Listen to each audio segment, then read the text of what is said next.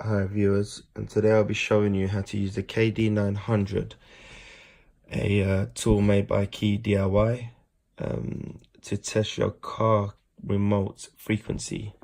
So whenever you take up auto locksmithing, this will be a very handy tool. It lets you carry small amounts of remotes instead of carrying large volumes of remotes. But today we will just be doing frequency testing. So I have two remotes here.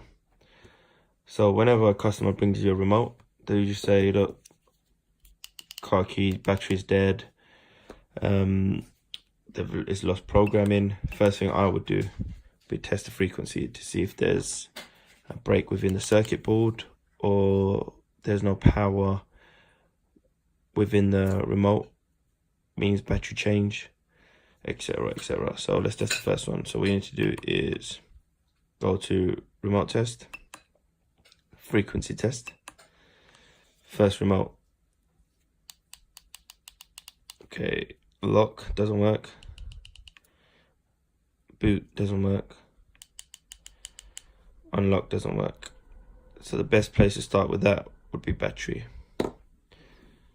Second remote, this is just a simple open and lock remote.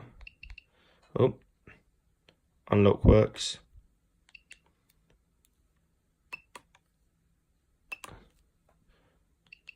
Lock works. Means the power has been passed through to the circuit board correctly. So that would indicate a programming issue. And there you are, guys. Hope you enjoyed watching this video.